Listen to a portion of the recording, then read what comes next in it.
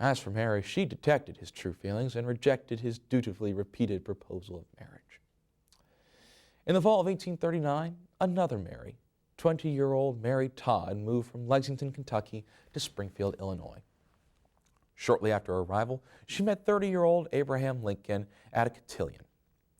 Lincoln came up and said to her, "Miss Todd, I want to dance with you the worst way." The next evening, Lincoln called on her again and began his courtship. Over the next few years, Mary became engaged to Lincoln, though not formally announced, broke up with him, entered a period of separation and misunderstanding, and finally began seeing him again. Abraham Lincoln and Mary Todd were married on Friday evening, November the 4th, 1842. Some 30 relatives and friends attended the ceremony. A week after the marriage, on November the 11th, 1842, Lincoln wrote a letter to a friend. Most of the letter dealt with legal matters, but he closed the letter with the following sentence: "Nothing new here except my marrying, which to me is a matter of profound wonder." And so, when we think of weddings and such like that, there's a great deal to consider. But even with all these different marriages, it's important to understand that the past itself has given us a great deal when we think about our own wedding ceremonies. Even today, we go ahead and see the bridesmaids walking down the aisle, and when they leave, they are accompanied by groomsmen, a custom that is still carried on to this date. And while some couples are not necessarily always able to go ahead and say they have an even number, it certainly is something that they try to enjoy.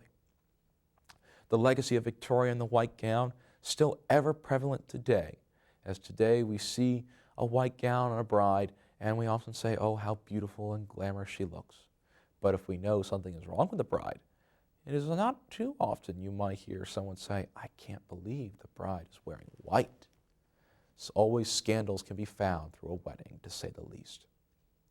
But as for history itself, certainly we have seen many a wedding, even during the Victorian times.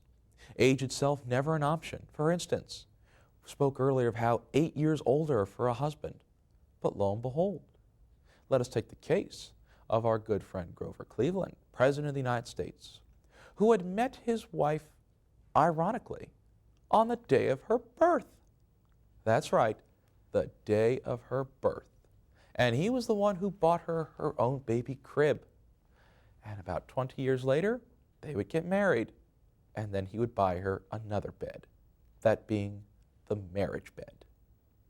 Now, while some may say, "Oh, that is disgusting," remember, it is not that strange to see an older man dating a younger woman or to end up married to them. And as such, we find that this is a custom granted in the Victorian era, very common, lasting even further. But as for our Civil War brides, there is quite a bit to be dealt with them. In fact, even after the Civil War, many women oftentimes would marry the Civil War veteran, especially in the South. Not so much for love, but more out of the fact that the veteran would have a pension, and families knew that their daughter, especially those who were considered to be old maids, had the opportunity to go ahead and be taken care of financially for the rest of their lives. And as such, this would give them an opportunity to certainly take care of these older men and then live on with at least some income. The only catch to this, though, is that they were never permitted to remarry unless they were willing to lose the pension.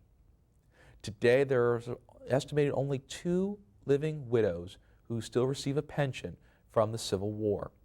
Both women in their 90s today, married when they were in their late teens, early 20s, to men who were old enough to be their grandfathers.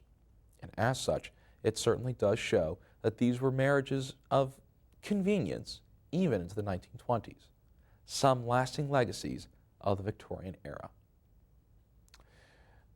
But no matter what wedding tradition you can think of, and no matter what wedding tradition you might say, "I don't want to deal with," the fact still remains that we are always superstitious about our weddings, and that anything that can be done to protect it must always occur. We can learn a lot about the past in their weddings, namely because from our past we find that sometimes those grand ornate weddings oftentimes could even be brought back to today. Grand events, cakes, all of these things we want to have today. We always make our wedding days to be the best of the best, the one day that everyone wants to remember. It is something that I myself must say I can remember quite vividly. And when I close my eyes, I can certainly remember my own wedding day, as special and proud and wonderful and happy as it was, and can remember every moment from start to finish as if it only occurred yesterday, which it did not. And so, ladies and gentlemen, to learn more about the Civil War and our new book, The Civil War Wedding, please visit our website at www.timetravel21.com. And while you're there, please take a look at our blog, referred to as the Great American History Blog, and write to us at timetravel21@yahoo.com. I thank you for coming by to Virginia Time Travel, your portal to the Commonwealth's past, present, and future.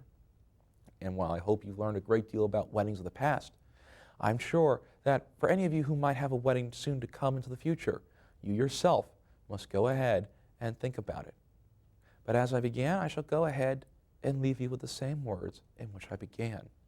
That being, betrothals in the past had been announced in church, but by the 1860s, couples had begun announcing their engagements in local newspapers and by writing letters to families and friends.